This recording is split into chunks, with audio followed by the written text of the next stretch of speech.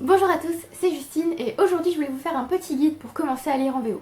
Alors moi la VO dont je vais vous parler c'est surtout la VO anglais, mais je pense que ces conseils s'appliquent pour d'autres langues. Par exemple si vous voulez commencer à lire en espagnol ou en allemand, je pense que si vous suivez ces conseils ça peut marcher aussi.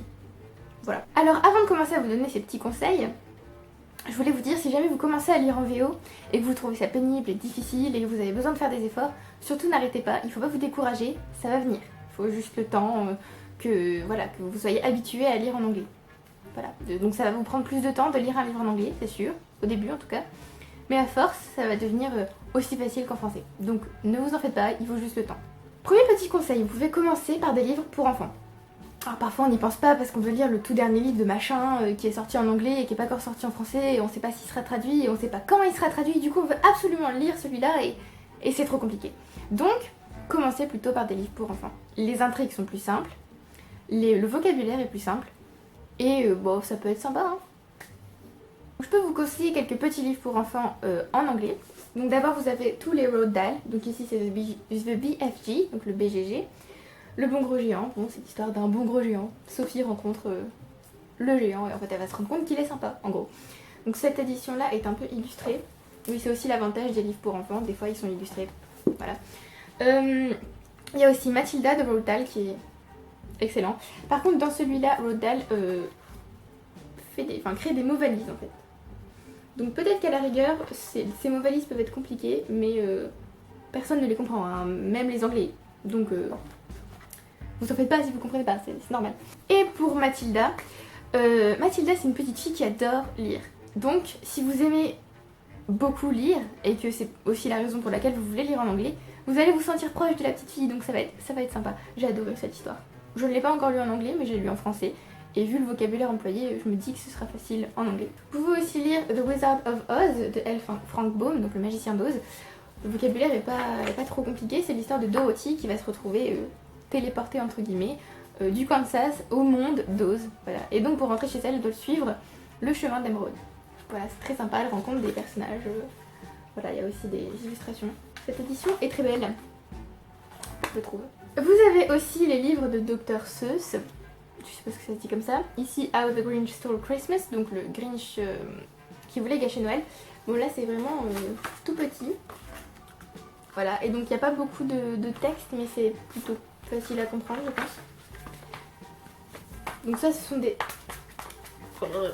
beaux livres pour enfants, donc ça c'est plutôt à lire pour Noël du coup, si vous voulez vous faire un cadeau à vous-même. Voilà.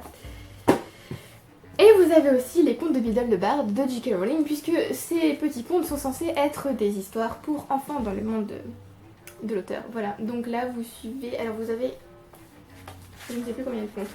Vous avez 5 contes, vous avez le sorcier et le pot sauteur, le chaudron sauteur je suppose. Vous avez la fontaine de bonne fortune, le cœur poilu du sorcier. Je fais comme je peux. Hein. Vous avez Babity Rabbity et la souche bavarde, je suppose. Et vous avez le conte des 3 frères. Voilà. Donc ça peut être sympathique si vous aimez Harry Potter. Donc lire des livres pour enfants, ça peut être un bon début. Alors, deuxième petit conseil, vous pouvez lire des livres que vous avez déjà lus en français. Voilà, alors là, vous connaissez déjà l'histoire, vous savez déjà où ça va. Du coup, s'il y a des termes compliqués ou des termes inventés, surtout les termes inventés, vous savez déjà en fait ce que ça veut dire puisque vous vous souvenez de la version française que vous avez lue. Voilà, par exemple, Harry Potter. Franchement, c'est génial quand on a lu Harry Potter en français, d'ensuite le lire en anglais pour commencer la VO, puisque vous savez déjà tout à peu près. Par exemple, vous savez que Ravenclaw c'est Serre d'Aigle, vous savez que Hufflepuff c'est Poufsouffle, ce genre de choses. Voilà. Par exemple, vous savez que Muggle c'est Moldu. Si vous commencez à les lire en VO et que vous n'êtes pas trop sûr de vous, et vous tombez sur des mots comme ça, vous êtes là, oh, je sais pas ce que ça veut dire. Voilà, donc, gros avantage. Après, ça peut être une autre série, hein. Vous n'êtes pas obligé de lire Harry Potter. Hein. Si vous avez lu, je sais pas, moi... Les premiers livres que j'ai lus en VO de moi-même, on va dire, c'est la série Hunger Games. C'est d'ailleurs pour ça que j'adore cette série, parce que c'est la première que j'ai lue en VO. J'ai mis beaucoup plus de temps à lire ce livre qu'à lire d'autres livres similaires, on va dire. Mais c'était génial, et je l'avais pas lu en français avant. Mais si vous avez lu cette série en français et que vous avez adoré, et que vous voulez, je sais pas moi, la relire, ou alors si vous voulez simplement lire quelque chose d'un peu moins compliqué, ou lire quelque chose que vous connaissez déjà, vous pouvez aussi lire ça. Et voilà. Merde, j'allais dire. Vous pouvez aussi lire des livres, pas forcément des séries, même des stand-alone, on s'en fout. Vous pouvez lire des livres que vous avez déjà lus et que vous voulez relire, mais que vous voulez découvrir en version originale par exemple. C'est aussi ce que je fais beaucoup. Voilà, parce que j'avais déjà lu Dracula par exemple, ou The Picture of Dorian Gray. Je les avais lus en français tous les deux, et du coup j'ai voulu les relire en VO une fois que j'étais prête, on va dire, une fois que j'avais déjà bien progressé, on va dire, en VO. Troisième petit conseil, vous pouvez lire de la IA ou du middle grade. Là vous êtes un peu... Enfin c'est un peu plus compliqué que les livres pour enfants, mais l'intrigue est toujours plutôt simple. Et surtout pour les middle grade, en fait c'est pas aussi compliqué que la fiction littéraire ou que la non-fiction. Là vous êtes toujours dans des... Vous êtes toujours, on va dire, en sécurité, vous craignez pas trop. Voilà, puisque le vocabulaire va pas être trop compliqué. Et les structures de phrases non plus normalement. Pour le middle grade, vous pouvez lire Keepers of Lost Cities, donc Gardiens des cités perdues, ici je l'ai en français, puisque ma sœur m'a donné cette édition-là en français. Mais je suis sûre qu'un jour je les relirai en VO. Donc c'est l'histoire de Sophie qui se rend compte qu'elle n'est pas comme les autres. Voilà, et elle va rentrer dans un monde magique, tout ça. En l'ayant lu en français, il n'y a pas trop de termes compliqués, mais vu que vous aurez déjà lu des livres pour enfants, ça devrait aller. Vous avez aussi les livres de Rick Riordan, par exemple Percy Jackson. Voilà, j'ai lu il y a longtemps, et il me semble pas que c'était très compliqué niveau vocabulaire, donc je pense qu'en VO ça devrait aller. Si vous aimez la mythologie en plus, ça peut faire une petite révision. Et par exemple, pour l'Aya en tout cas, parce que là c'était tous les deux des middle grade, vous pouvez lire Every Other Way de Shannon Maguire. Comme je vous l'ai dit, c'est un peu plus compliqué que les livres pour enfants ou que les livres middle grade, mais c'est pas encore... Je vais pas dire au niveau, parce que on parle pas de niveau là, on parle de niveau de langue, on parle de vocabulaire. Donc c'est pas encore du vocabulaire trop compliqué comme dans la fiction littéraire par exemple. Donc je pense que vous pouvez lire ça. Là c'est des enfants qui passent par des portails pour rentrer dans des mondes qui leur correspondent parfaitement, et un jour ils sont expulsés de ces mondes, et ils vont tenter bien sûr de les retrouver. Voilà. Par contre un livre de IA que je vous conseille pas, en tout cas pas au début, c'est Splintered de A.J. Howard, parce que là il y a du vocabulaire un peu compliqué, et oui, si vous êtes débutant, ne commencez pas par ce livre. On va dire que ce livre-là, ce sera plutôt votre transition entre IA et fiction littéraire. Parce que si vous commencez par ce livre, vous allez être dégoûté très rapidement, puisque vous allez vous dire « Mon Dieu, je ne comprends rien, ça m'énerve ». Donc voilà, je vous conseille plutôt de commencer livre pour enfants, middle grade, IA, et peut-être celui-là pour faire une transition donc avec la fiction littéraire. Quatrième petit conseil, alors pour pouvoir lire en anglais, il faut avoir un bon niveau d'anglais, oui, logique. Il faut avoir du vocabulaire, et il faut pratiquer cette langue, ou en tout cas l'entendre régulièrement. Donc je vous conseille d'écouter de l'anglais. Alors, ça peut paraître étrange, là sur le coup vous vous dites écoutez de l'anglais. Alors par exemple, vous pouvez regarder vos séries et vos films en VO. Bon, bien sûr vous pouvez les regarder en sous-titré, hein, je vous dis pas de regarder en VO complet et en étant là. Alors j'ai rien compris, mais j'ai entendu de l'anglais. Non, le but c'est quand même de comprendre ce que vous entendez. Du coup, VostFR, c'est parfait. Bon après, peut-être que certains d'entre vous le font déjà, hein. Je ne fais que vous donner des conseils. Si vous ne le faites pas, c'est une bonne idée pour améliorer votre anglais. Vous pouvez aussi changer la langue de votre téléphone. Par exemple, vous pouvez la mettre en anglais. Moi par exemple, mon téléphone est en anglais. Bon après, il vaut mieux avoir un niveau... Enfin, faire ça quand on commence déjà à avoir pas mal de vocabulaire, parce que si vous vous retrouvez avec votre téléphone en anglais et vous comprenez rien à ce qu'il vous dit, ça va être un peu compliqué. Écoutez ou consultez les infos en anglais. Alors par exemple, vous pouvez aller sur le site de la BBC ou sur la chaîne de la BBC pour être habitué à lire des informations en anglais. Alors vous me direz oui, mais enfin bon, ce sont des informations, donc c'est pas au niveau littéraire tout ça. Oui, mais vous allez quand même acquérir du vocabulaire et ça vous permettra d'être habitué en fait à avoir de l'anglais. Et donc quand vous lirez un livre en anglais, ça ira mieux. Et la dernière étape, c'est lire un roman adulte entre guillemets, c'est-à-dire fiction littéraire ou non-fiction. Alors je vous conseille de ne pas commencer par un auteur particulièrement difficile, du genre ne commencez pas par George Carl Oates ou par Charles Dickens. Non, parce que vous allez être dégoûté, vous allez vous dire « Oh laisse tomber, je vais rester avec les livres pour enfants hein. ». Parce que Oates c'est très dense, et déjà en français c'est compliqué à lire, mais alors en anglais, attendez d'être arrivé à un niveau assez élevé on va dire pour essayer de le lire. Et pour Charles Dickens, alors des fois il y a énormément de descriptions et du coup, pareil, n'essayez pas de commencer par de la fantasy. Ou en tout cas pas par de la fantasy adulte niveau épique fantasy. Parce que là vous allez vous dire j'arriverai jamais à lire de la fantasy.